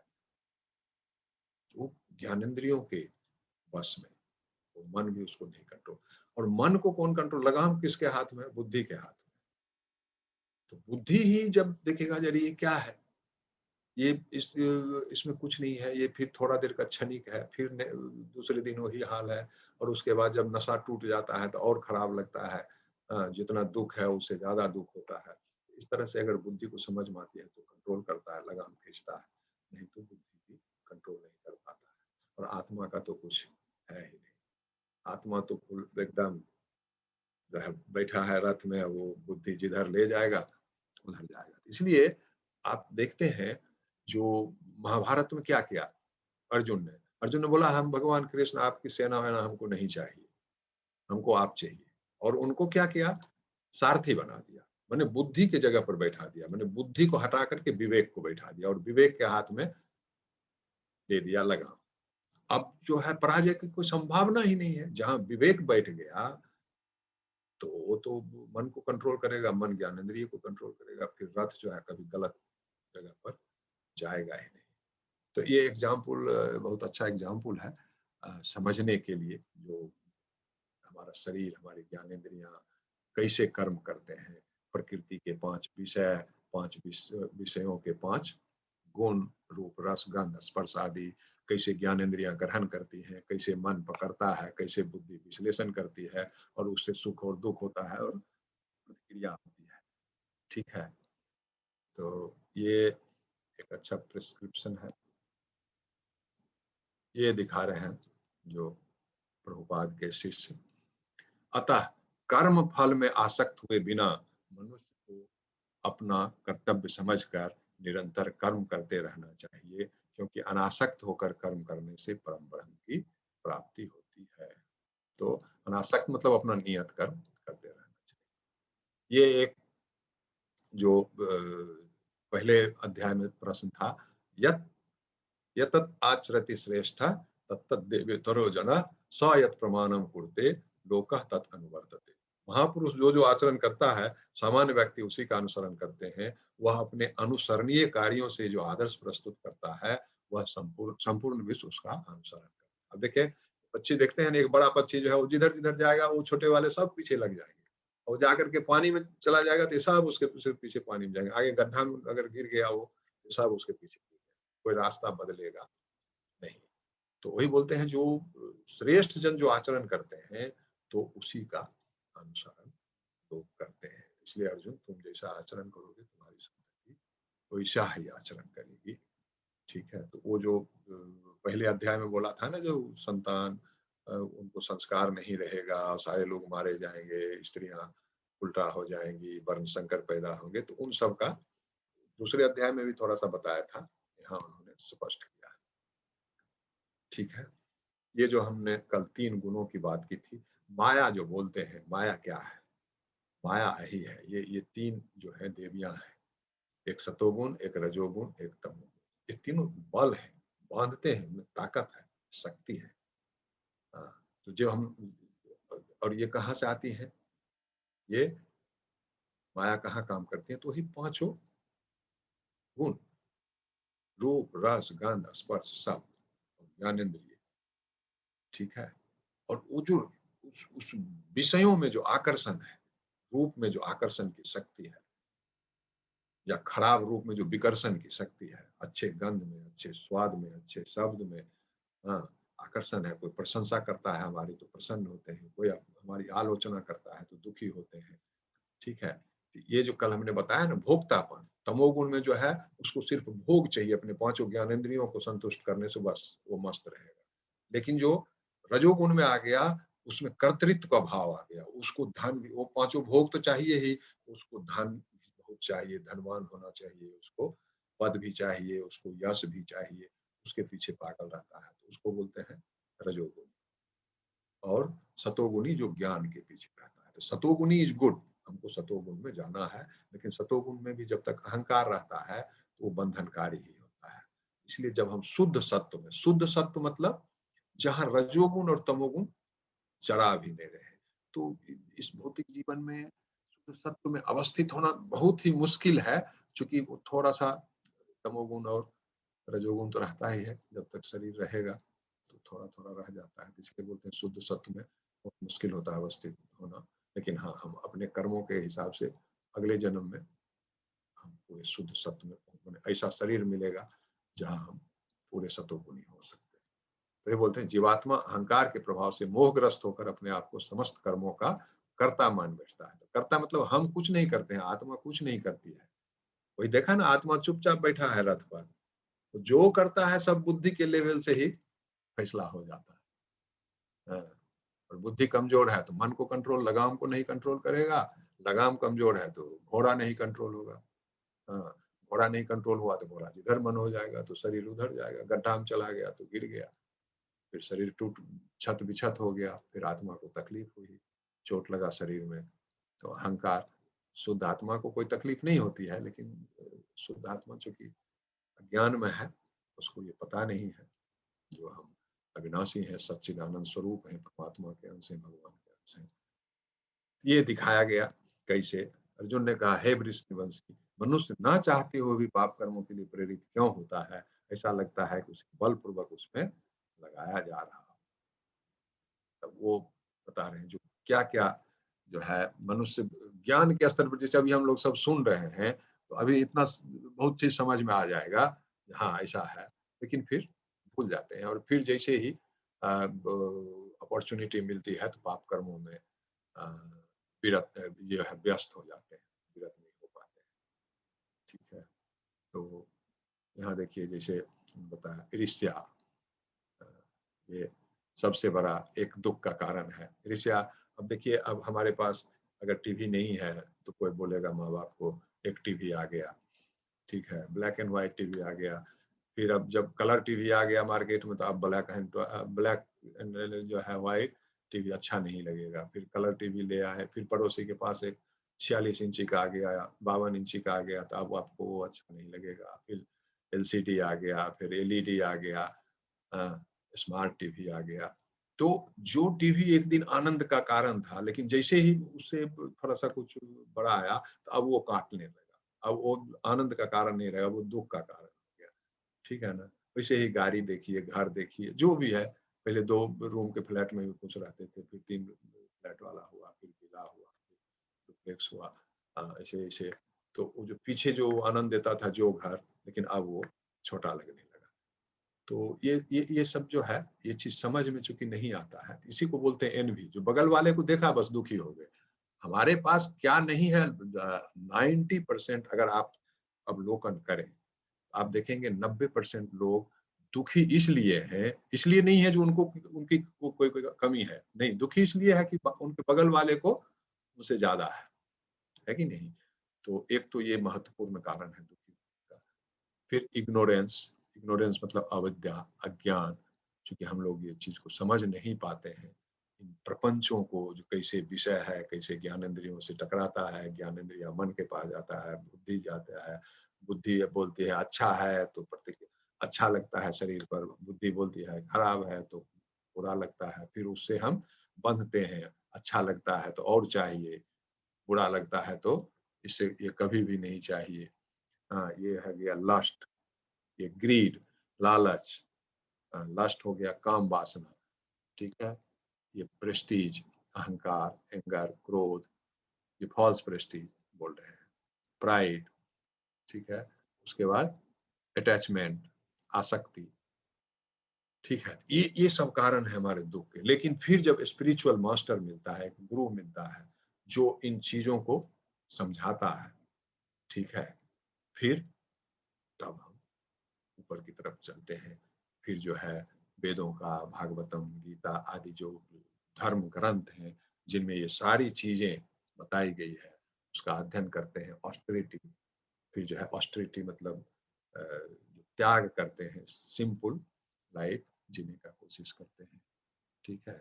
फिर सेंस कंट्रोल, उसके बाद ज्ञानेंद्रियों का कंट्रोल करते हैं और उसके बाद भगवत धाम, भगवान के पास पहुंच सकते हैं। ये सीढ़ी है। इन सब चीजों को तो वही बोल रहे हैं, अर्जुन बोल रहे हैं, जो क्यों हम खींचे, ये समझने के बाद भी हम कैसे खींचे जाते हैं पाप कर्म की तरह। जान रहे हैं जब हम पाप कर रहे हैं फिर भी कर देते हैं, क्यों करते हैं? तो वही ये चीज बताया उन्होंने, जो ये इग्नोरेंस जो है, अविद्या, जो हम जानते नहीं है, और अविद्या है तो ये ईर्ष्या है, ये क्रोध है, ये काम वासना है, ये लालच है, ये फॉल्स प्रेस्टीज है, प्राइड है, आसक्ति है, ये सब कुछ है। तो इसलिए एक गुरु चाहिए। कैसा गुरु? जो परंपरा से आया हो। कौन से परंपरा से? भगवान के परंपरा से, जो परम सत्य का ज्ञान दे सकता। तो जैसे ही इग्नोरेंस खत्म हुआ, सारा चीज खत्म। अविद्या है तो इसका मतलब अविद्या के पास, विद्या से ही अविद्या को खत्म किया जा सकता है। ठीक है। एक ये भी बहुत महत्वपूर्ण श्लोक है। धूम्रेन म्रियते वह्नि यथादर्शो मलेन ज यथोल्वेन आवृतो गर्भ तथा तेनेदम आवृतम। जिस प्रकार अग्नि धुएं से, दर्पण धूल से अथवा भ्रूण गर्भाशय से आवृत रहता है, उसी प्रकार जीवात्मा इस काम की विभिन्न मात्राओं से आवृत रहता है। तो वही देखिए, अब जैसे देखिए यहाँ धुआं है लेकिन इसके अंदर अग्नि है। ये दर्पण है, इसके ऊपर धूल जमा हुआ है, और ये भ्रूण है जो गर्भ में है। सब इसमें अग्नि है, लेकिन धुआं के चलते अग्नि दिखाई नहीं देता है। ठीक है। ये दर्पण जो है, इसमें हमारा प्रतिबिंब दिखाई देगा, लेकिन क्या इस पर धूल पड़ा हो। इसको जैसे ही साफ करेंगे आपको पूरा दिखाई देगा, लेकिन जब धूल है तो आपको अपना कुछ दिखाई, या एकदम धुंधला कुछ नाक दिखाए, थोड़ा सा कहीं ज्यादा गहरा गंदा है तो वहां कुछ नहीं दिखाई, तो आपका एकदम टूटा हुआ विदीर्ण मुख चेहरा दिखाई देगा, असली चीज पता ही नहीं चलेगा। वैसे ही ये बच्चा है, ये जीव है, जीवात्मा है, लेकिन ये जो है गर्भ में है तो हिल डुल नहीं सकता है। तो ये जैसे हो गया प्लांट, जैसे पेड़ पौधा भी जीव है लेकिन वो हिल डुल नहीं सकता है। ये हो गया पशु पक्षी, जो हिल डुल तो सकता है लेकिन उसको ये साफ ही करने नहीं आता है। उसको वो ज्ञान ही नहीं है जिसको साफ कर सके। ठीक है। और ये है मनुष्य। मनुष्य के अंदर, मनुष्य को में ज्ञान है, आत्म तेज है। ये अग्नि, थोड़ा थोड़ा अग्नि तो दिखाई दे रहा है, धुआं है लेकिन इसमें थोड़ा अग्नि दिखाई दे रहा है। इसलिए मनुष्य जो है, मनुष्य की तुलना की जाती है इस अग्नि, धुएं से आवृत अग्नि से। हाँ, और ये जो है पेड़ पौधा, ये सब एक ही है, एक ही जीवात्मा है, डिफरेंट जोनी में है। ये जो है पेड़ पौधे की जोनी में है, ये पशु की जोनी में है, ये मनुष्य की जोनी में है। तो मनुष्य की जोनी सबसे उत्तम इसलिए है, यहाँ कम से कम दिखाई तो दे रहा है, ये अग्नि है, ये चमक है, इसमें ताप है, इसमें ज्योति है, इसमें रूप है कि नहीं? तो जब ये दिखाई दे गया तो कम से कम इतना तो हो गया जो नहीं, कुछ है, इसको और विकसित किया जा सकता है, धुएं को खत्म किया जा सकता है। लेकिन ये दोनों अवस्था में वो संभव नहीं है, क्योंकि ये तो हिलडुल ही नहीं सकता है, और ये इसको ये उतना ज्ञान ही नहीं है, इसकी उतनी क्षमता ही नहीं है जो पेड़ पौधे, ये पशु पक्षी जो है वो मतलब दर्पण को साफ कर सकें, वो वेद पढ़ लें, गीता पढ़ लें, श्रवण कर लें, गुरु बना लें, ये उनके लिए संभव नहीं है। तो हम लोग इस स्थिति में, इसलिए हमको धुआं को खत्म करने की पूरी संभावना है। ठीक है। इसलिए हे भरतवंशियों में श्रेष्ठ अर्जुन, प्रारंभ में ही इंद्रियों को वश में करके इस पाप का महान प्रतीक का दमन करो और ज्ञान तथा आत्म साक्षात्कार के इस विनाशकर्ता का वध करो। तो अंत में घूम फिर के आगे इंद्रिय कंट्रोल पर। अब इसमें 3:1-3:2 जो है, सबसे पहले उन्होंने वही बताया वैराग्य और कर्म का, जो कैसे करना है। तो वर्णाश्रम धर्म के हिसाब से करना है। नियत कर्म, निष्काम कर्म योग में भी वही नियत कर्म के बारे में बताया। फिर कर्मकांड से कर्मयोग, कैसे कर्मयोग मतलब भगवान को अर्पित करके, यज्ञ करके कैसे कर्मकांड को कर्मयोग बना देना है। तो जो कर्म है और विकर्म है वो अकर्म हो जाएगा, कर्म हो गया पुण्य के कर्म, विकर्म हो गया पाप कर्म। तो पुण्य भी नहीं करना है और पाप भी नहीं करना, अकर्म मतलब जो भी करना है भगवान के लिए करना है। तो जीव जंतु को मारे भी भगवान के बनाने के लिए, उनके लिए अन्न और भोजन बनाने में, तो उसका पाप हमको नहीं लगता है। वो हो गया कर्म कांड कर्मियों की तरह। फिर एग्जाम्पल जो बताया, यद आचरति श्रेष्ठ, जो पक्षी वाला दिखाया ना, जो बड़ा पक्षी जिधर चलता है सब छोटे छोटे उधर चलते हैं। और सबसे बड़ा दोषी ये दुश्मन कौन है? तो हमारी बुद्धि ही है। और बुद्धि ही परिष्कृत हो जाए तो सब कुछ। कर्मकांड का तात्पर्य है दैवी, देवती पूजा की सेवा करना आत्मिक, जबकि कर्म योग इसके बिल्कुल विपरीत है। यह लगातार प्रयास में परमेश्वर को खुश करने और सेवा करने। ये शुरू वाला है, वो फर्स्ट। जब उन्होंने पूछा यदि आप बुद्धि को सकाम कर्म से श्रेष्ठ समझते हैं तो फिर आप मुझे इस घोर युद्ध में क्यों लगाना चाहते हैं? वो बोला, आप कभी बोलते हैं स्वर्ग जाओगे, कभी बोलते हैं साम्राज्य मिलेगा, कभी बोलते हैं निष्काम कर्म करो, आप हमको बताइए कि क्या करना है। व्यामिश्रे ने वाक्य न बुद्धि मोह्य शिव में तदेकम बद निश्चित्य येन श्रेयो अहम आपमेय। आपके व्यामिश्रित अनेकार्थक उपदेशों से मेरी बुद्धि मोहित हो गई है, अतः कृपा करके निश्चय पूर्वक मुझे बताएं कि इनमें से मेरे लिए सर्वाधिक श्रेष्ठ क्या। ये सब एक्चुअली शुरू वाला कुछ श्लोक जो है, स्लाइड जो है थोड़ा उल्टा हो गया है। श्री भगवान वाचो लोकेनस्मिन् द्विधा निष्ठा पुरा प्रोक्ता मया नघ ज्ञान योगेन सांख्यानाम कर्म योगेन योगिना। हे श्री भगवान ने कहा, हे निष्पाप अर्जुन, मैं पहले ही बता चुका हूं कि आत्म साक्षात्कार का प्रयत्न करने वाले दो प्रकार के पुरुष होते हैं। कुछ इसे ज्ञान योग द्वारा समझने का प्रयत्न करते हैं, तो कुछ भक्ति में सेवा के द्वारा। ज्ञान योग, कल एक माता जी ने पूछा था, ये सांख्य योग क्या होता है? सांख्य योग और ज्ञान योग वही है जो विघटन कर करके, एनालिटिकल नॉलेज, एनालिसिस करके, हाँ ये पृथ्वी है, ये जल है, ये वायु है, ये अग्नि है, ये आकाश है, ये मन है, ये बुद्धि है, ये अहंकार है, ये आत्मा है, सबको एक एक ये विषय है, ये विषय, ये तत्व है, ये तत्वों के गुण हैं, ये ज्ञानेंद्रिय हैं, ये आकर्षण है, ये सुख दुख है, ये विश्लेषण है। तो उसी को बोलते हैं सांख्य या ज्ञान मार्ग। और भक्ति मार्ग हो गया जो भगवान को बीच में रख करके सारे कर्मों को उनकी तरफ मोड़ दे। भौतिकवादी मनुष्यों के हृदयों को विमल करने के लिए जिन कर्मों का विधान किया गया है, उनके द्वारा शुद्ध हुआ मनुष्य ही संन्यास ग्रहण कर सकता है। शुद्धि के बिना संन्यास ग्रहण करने से सफलता नहीं मिल पाती। हृदय की शुद्धि के बिना संन्यास सामाजिक व्यवस्था में उत्पात उत्पन्न करता है। दूसरी ओर यदि कोई नियत कर्मों को न करके भी भगवान की दिव्य सेवा करता है, तो वह उस मार्ग में जो कुछ भी उन्नति करता है उसे भगवान स्वीकार कर ले। तो बोलते हैं जो भक्ति में है, जो भगवान को खुश करने के लिए भगवान को समर्पित है, तो वो अगर थोड़ा बहुत कुछ गलती भी कर देता है, वर्णाश्रम धर्म के हिसाब से नहीं भी चलता है, तो उसको भगवान मुक्त कर देते हैं। न तो कर्म से विमुख होकर कोई कर्म फल से छुटकारा पा सकता है, और न केवल संन्यास से सिद्धि प्राप्त की जा सकती है।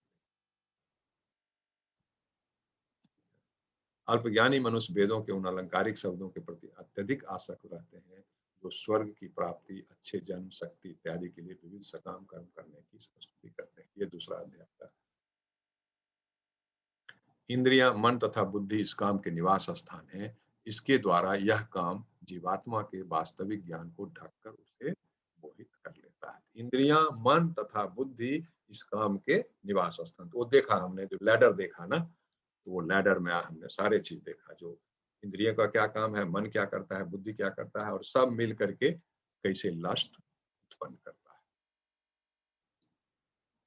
इस प्रकार हे महाबाहो अर्जुन, अपने आप को भौतिक इंद्रियों, मन तथा बुद्धि से परे जानकर और मन को सावधान आध्यात्मिक बुद्धि कृष्ण भावना अमृत में स्थिर करके आध्यात्मिक शक्ति द्वारा इस काम रूपी दुर्जय शत्रु को जीतो। भगवत गीता के तृतीय अध्याय निष्कर्षतः मनुष्य को निर्देश देता है कि वह निर्विशेष शून्यवाद को चरम लक्ष्य न मानकर अपने आप को भगवान का शाश्वत सेवक समझते हुए कृष्ण भावना अमृत में प्रवृत्त हो। भौतिक जीवन में मनुष्य काम तथा प्रकृति पर प्रभुत्व पाने की इच्छा से प्रभावित होता है। प्रभुत्व तथा इंद्रिय तृप्ति की इच्छाएं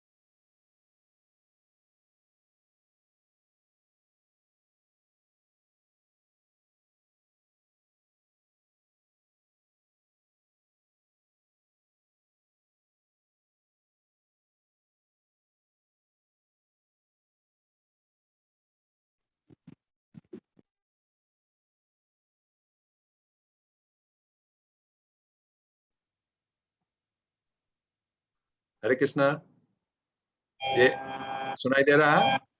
जी जी सुनाई दे रहा है। जी जी गुरु कितना जी। देर हो गया? डिस्कनेक्ट हो गया था मेरा। लगभग 1-1.5 मिनट। 1 मिनट हुआ होगा। के लिए 1 मिनट मैक्सिमम। जी जी। तो इस तरह से तीसरा अध्याय समाप्त हुआ कर्मयोग का। अच्छा हाँ, मैं हम जगत लोग- राम कश्यप बोल रहा हूँ सर जी, छत्तीसगढ़ जी से। जी गुरु जी मेरा एक प्रश्न है। जी। हाँ पूछूं, प्रश्न सुन पा रहे हैं? हम एक्चुअली अभी फिर म्यूट हेलो। करते हैं। हाँ सुन पा रहे हैं, लेकिन जी थोड़ा जी सा मैं डिस्टरबेंस है। मैं म्यूट करता हूँ सभी को। जी फिर आप हाँ बोलिए, एक एक करके अनम्यूट करेंगे। जी जगत राम प्रभु। हाँ, जगत राम जी अनम्यूट कर लीजिए।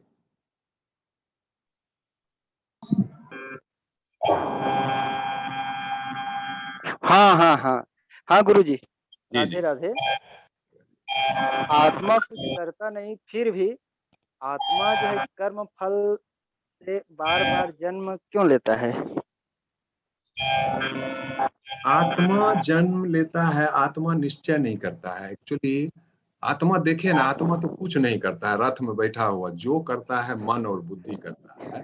तो जैसे हमको किसी से आसक्ति है, तो जब हमारी मृत्यु होती है, मृत्यु के समय जो भी इच्छा आपकी जगेगी एकदम मृत्यु के पहले, अंतकाले, हम लोग आगे देखेंगे 8वें अध्याय में, अंतकाल में भगवान बोलते हैं जो मृत्यु के समय जो इच्छा सर उठाएगी उसी के हिसाब से मन उसको अगले शरीर में ले जाएगी, अगला जन्म। आत्मा कुछ नहीं कर सकता है, मन ही उसको गाइड करता है। जैसे कहीं एक फूल हो, गुलाब का फूल है, गुलाब का फूल सुगंधित है, गुलाब का फूल का गंध किधर जाएगा? पूरब जाएगा कि पश्चिम जाएगा कि उत्तर जाएगा कि दक्षिण जाएगा? सही बात। हवा जिधर पर हवा निर्भर है। बहेगी उधर जी जाएगा, जी जिधर हवा जी बहेगी उस गुरु तरफ। जी। अगर पूर्वा हवा है तो पश्चिम की तरफ बैठे लोगों को वो फूल का सुगंध मिलेगा, पूरब वाले को नहीं मिलेगा। ठीक है ना? जी जी तो जी वैसे जी। ही आत्मा एक फूल की तरह स्थिर है गंध लेके। अब वो उसका डायरेक्शन क्या होगा वो मन डिसाइड करेगा। मृत्यु के संग अगर आपको याद आ गया, अरे मेरा इतना लाख रुपया का लोन दिया था वो वसूल नहीं हुआ, तो फिर उसके यहाँ जा करके जन्म लेंगे और उससे वसूल करेंगे। अगर अपने बच्चे के प्रति ये हो गया जो अरे इसका कौन देखभाल करेगा, तो फिर अपने बच्चे का बच्चा होके पैदा होंगे। फिर प्रतीक्षा करेंगे जब बच्चे कब शादी होगा, फिर उसके थ्रू जो है अपने बेटे का बेटा होकर के पैदा होंगे, क्योंकि उसके प्रति आपको आसक्ति थी। तो मृत्यु के समय मन में जो भाव उठेगा बस वही डायरेक्शन दे देगा आपका। जी जी धन्यवाद गुरु आत्मा जी। आत्मा को जी कोई स्वतंत्रता नहीं है। जी जी जी समझ इसीलिए गया समझ बोलते हैं ना गया। कि इच्छाओं को खत्म करो। इच्छा खत्म हो गई तो फिर मृत्यु के समय कोई इच्छा नहीं है तो मुक्त हो जाएंगे। इच्छा है तो फिर जन्म सीधा। जी जैसे जी जर भरत इतने वो मुक्त पुरुष थे, ऑलमोस्ट मुक्त थे, वो बड़े सन्यासी बड़े योगी थे, वो मुक्त थे, जीवन मुक्त थे, लेकिन सिर्फ एक गलती उन्होंने की, वो अच्छे करने के चक्कर में ही वो हिरण के प्रति जो अब इसको कौन देखभाल करेगा, इतना मृत्यु के समय थोड़ा सा उनके दिमाग में आ गया, बस चले गए हिरण के गर्भ में। ठीक है? जी जी धन्यवाद, समझ आ गया गुरु जी। 8वें धन्यवाद अध्याय धन्यवाद। वगैरह में इसमें और क्लैरिटी आएगी। जी जी जी धन्यवाद। अब एक इंफॉर्मेशन, मैं कल ट्रेवल कर रहा हूँ, तो 3 दिन मैं नहीं रहूंगा।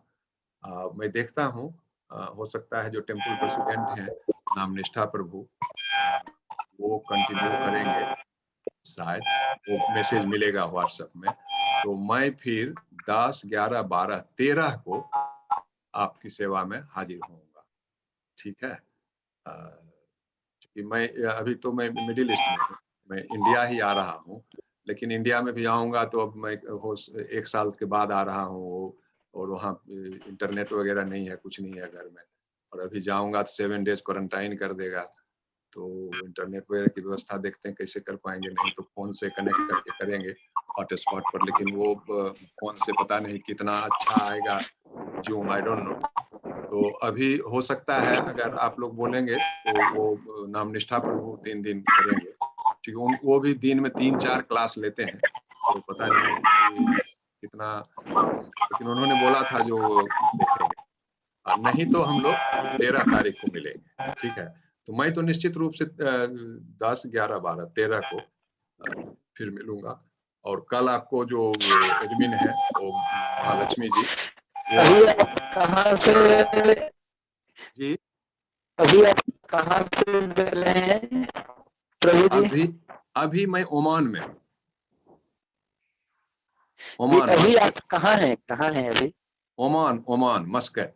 अच्छा अच्छा, जी जी जी, हाँ हाँ, अभी इंडिया में हाँ जी आने जी से जी, ना वो 7 दिन। जी मेरा एक जारी सवाल रखिए है। आप आगे। जी, धन्यवाद धन्यवाद। हाँ, किन्हीं का क्या माता जी क्या प्रश्न है जी?